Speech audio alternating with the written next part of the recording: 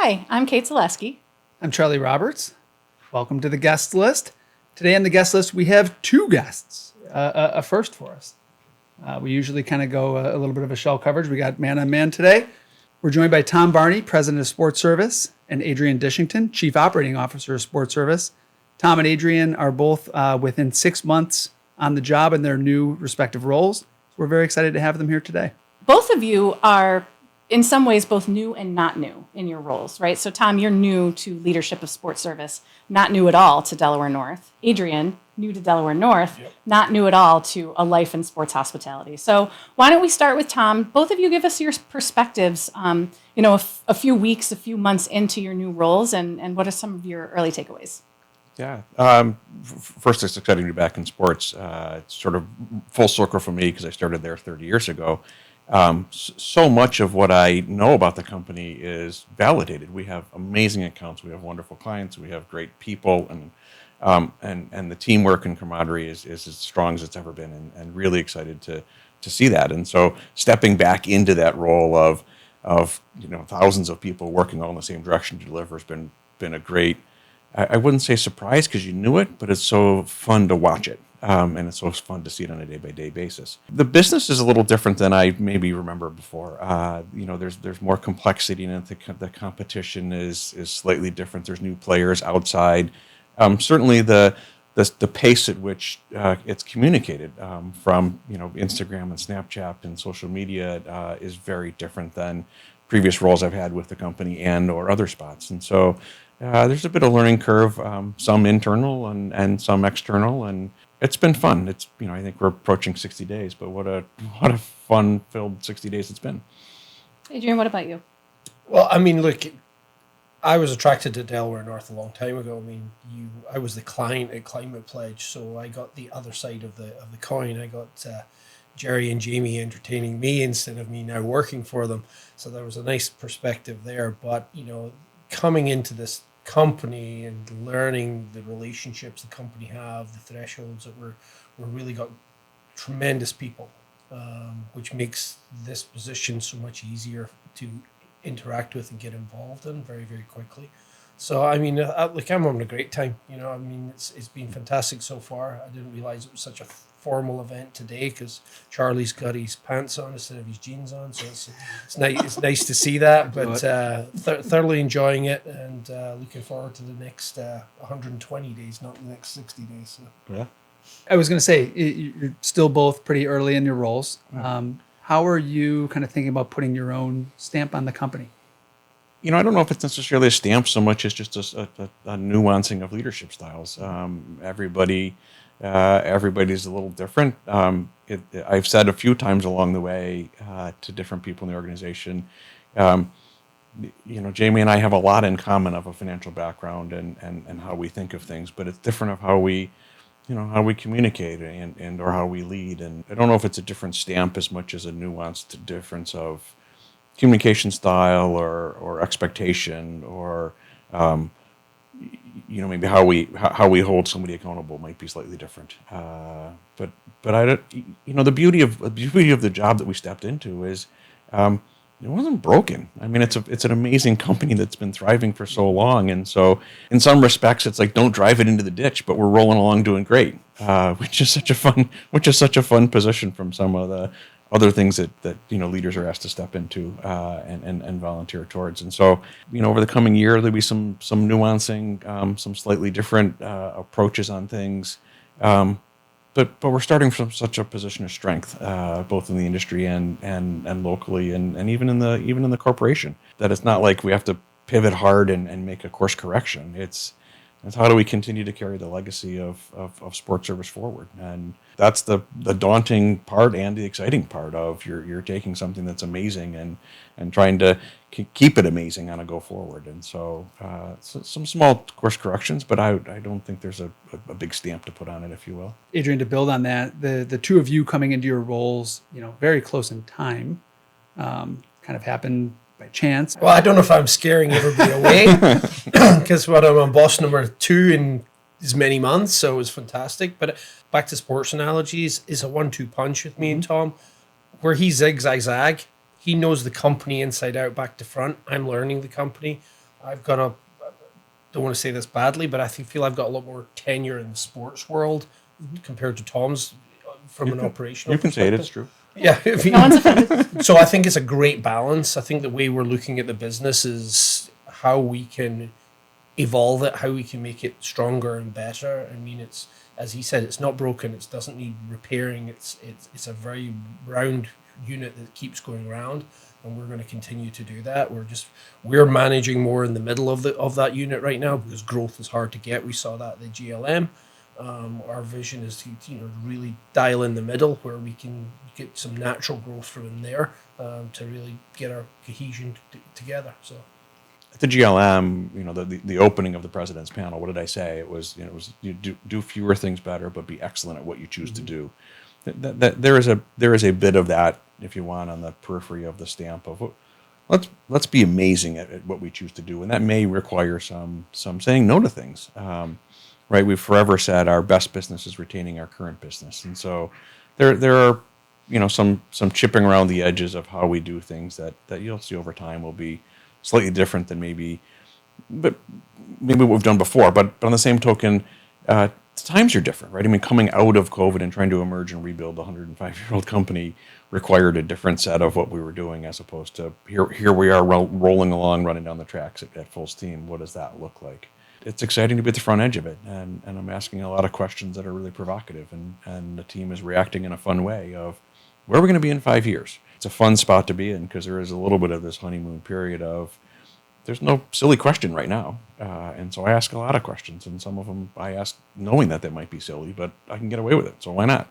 We're recording this in early March. Sportservice has a very busy few weeks You're to telling us. month coming up. We are on the verge of, with our new client, Inter Miami, working with them to open their brand new stadium, as well as coming up on MLB opening day. So why don't we start with Miami? Tom, from a portfolio perspective, talk to us about why having such an incredibly high-profile international client based in Miami, like what is the impact of that on our Sportservice portfolio? Yeah, so we're really excited about opening it. I think from a handful of spots, Kate, it's very different. I think certainly the international exposure and when you look at what's going to come across this year with FIFA as well as Inter Miami, it puts us in a different light in soccer than we've ever been. And we've historically been, we're a baseball and hockey company. We've got into football and soccer. Really, this puts a heavy stamp in the marketplace of what we can do. I think the other piece that we've sort of chased for a handful of years that's going to really excel in Miami, and I'm thrilled to be there to showcase it, is the premium side of how we can do things. We've sort of been chasing a little bit the mentality of we're a hot dog company and we're trying to integrate patina and get going, and this is an opportunity for us to really elevate our game, but to show the world broadly how we can be premium and how what we do every day across the enterprises will come to the forefront here. And so it does change our portfolio from that perspective. So Adrian, why don't you actually talk to us a little bit about what Tom is saying in terms of what can we expect to see operationally? What are you excited that we're introducing from a food and beverage perspective? Well, there'll be a lot of pink. We know that. So we're going to see a lot of that. We've got 3 very high-end premium all-inclusive lounges that we're building and working with the team on. We've got great interaction with Patina in delivering that premium experience. So we're very excited about that perspective. And then we've got the balance of frictionless concessions in the concourses. The vision is, soccer is you've got to get back to your seat as quickly as possible. So we're using technology to help us there with marketplaces, which we've got proven records that this helps us. Using that technology to get people back in their seats quickly, help throughput. And then on top of that, we're really diving into the local Miami culinary world and really focusing on local. There's going to be a lot of local partners involved. Messi's a big name in Miami, and he's got a couple of restaurant partners that follow him everywhere who will be involved in our premium perspective and some in our concessions perspective. So it'll be very local orientated, still with a touch of US, but very Cuban flavors. Can't wait to see it. It's awesome. Yeah, I walked the space a few weeks ago. Is it almost entirely frictionless in the concession space? Yeah. Almost. Yeah. There's still we will still have portables, which Yeah. have got the human interaction. The frictionless is, we still have to do a service aspect of frictionless. Frictionless is an easy way for people to get through to make a transaction, but we still have a human element in there of greeting the guests. It's a different training now. It's instead of having a cashier worrying about the math, it's now how can you greet somebody, how can you stock a shelf, how can you get the product. More concierge than Yeah, exactly. Well, let's switch gears to baseball. Tom, you said it before. We're known as a baseball company. It has been something of a national holiday at the end of this month for several years. We've seen watch parties in the hub here at corporate, popcorn. Talk about just the significance of baseball and the history of Delaware North, like how they're kind of intertwined and what it means to us. Yeah, I think it's a handful of things. I'll sort of touch on two though. It's I think it's the rallying cry of the beginning of the summer. Buffalo winters are sort of long and hard, and they are at a lot of our places as well. And whether you're in Minnesota, where we were last week, and Detroit, it is. Thank goodness we made it. It's the coming out of hibernation, if you will, and so for Delaware North and Sportservice to be at the front of that is just really exciting. The fans flock to it. It is much a day off at all the cities where we open, and for us to play a small role in their experience is exciting. From an internal company perspective, we plan for it a year in advance. What are the new systems we're opening? Do credit cards get accepted? Or how do we handle tips? And do we have the right staffing and our NPO signed up the right way? And all the work that goes in from the corporate office everywhere, from communications all the way through to the back of the house journal entry process appropriately. It is a all hands on deck endeavor, and frankly, we couldn't do it without everybody playing their part. And so it's just it's an exciting culmination of thousands of hours of great work amongst fabulous team members. And so I think of it as the sort of the blossoming of a flower, or the you step out and you're like, it's spring, let's go. And so it's super exciting, not only for the sport, but also what it indicates and what it really represents in the next year. Yeah, Adrian, kind of a two-parter for you, building off that. What have your impressions been on kind of Sportservice's prep for opening day? And part two of that is there anything that's kind of caught your eye? Anything new and exciting that we're doing that you think is either innovative or just really cool? I think let's take a step back, and the fact is, looking from the outside in, Delaware North has always been looked at somewhat of the experts when it comes to baseball. And I was not surprised, because when we had the general managers come in and present to us how their baseball plans were, they're very organized, they're very structured, they've got it down pat. It's kind of refreshing knowing that we're going to have 10 successful openings. I just know it straight off the bat. These guys they've got everything planned, they've got their teams aligned, they know what they're doing, they've got the structure involved. There will be some little mishaps and so on and so forth, but they're prepared for it. It's not like I've seen in other businesses where it's a panic. We've got to open. What's going to happen? They've got a good plan in place. So it's exciting to see that. I think from an element of what's new and exciting, for me, it's more exciting to be back in baseball. I've done 10 seasons with other organizations of opening days. I'm more excited probably than they are, because I'm hitting, I think in 4 days, I'm hitting 5 baseball parks for opening day. So I'll be very confused of what town and state I will be in, but I'll be rooting for the home team and wherever we're at. So I'm excited about that. That's the Delaware North way, isn't it? With opening day. Like, 100%. how many The best ballparks way. can you make it to in the first week? Yeah, exactly. So For first impressions, I think it makes me laugh. Molly came to me the other day and said, "You're really building up a lot of credits on the airlines, because we book a flight, we cancel it, we cancel another one, we book a different one." I thought that's the Sportservice way. I mean, that's how we do it. Things change by the minute, and life is on the fly, so you always run with it. Let's talk kind of macro level. Let's talk a little bit about the industry as a whole. Does not have to be specific to Delaware North, although your answer could include things that we're doing. But what are the two of you as leaders in this industry watching, like from a macro level? What kind of trends and themes across fan experience, guest experience are you really interested in looking at right now? Yeah, well, for me, it starts at the broadest level of like what is just happening in the world. Is there uncertainty? And I think I lean a little bit on some of the Treasury stuff on that. Like what are we seeing in the Journal? What are we seeing in the news? What's going on with markets and what's happening? Are people nervous about tax season? Are people excited about getting a big refund? I think that primes the funnel. Sort of the next tier down of what I really want to watch is what is our capture rate? What are we seeing in our locations? And so, per caps are really strong right now across the board.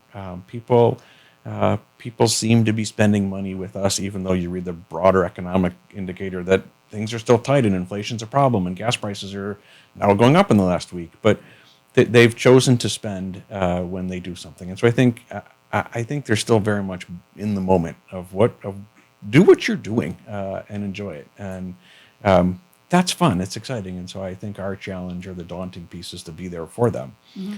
And then I think the last piece, as you continue to drill down, is what does a fan say about their experience? And when we measure ourselves, are we hitting the benchmarks we want? So it's really that three-tiering, Kate, of what's going on in the world, what's going on at our locations, and how are our associates delivering. That's how I look at it. Yeah, I mean, I'm looking at it. Number one, I've never seen so many teams, whatever sport is, for sale. I mean, it's constantly we're hearing rumors this team's for sale. NFL teams are selling partial sell-offs. Teams are completely up for sale, like the Seahawks, and how is that going to change our industry? There's a different ownership group coming into that. They've got a different outlook. Some of the macro stuff I'm looking at right now personally is alcohol.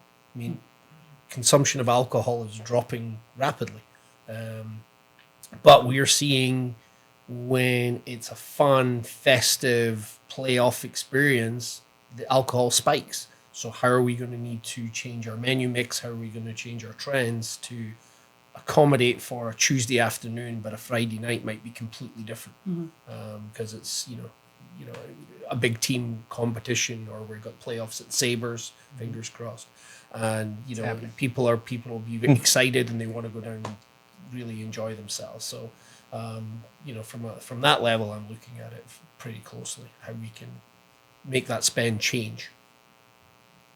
Well, we'll close with something fun. The best sports movie of all time is Miracle. And so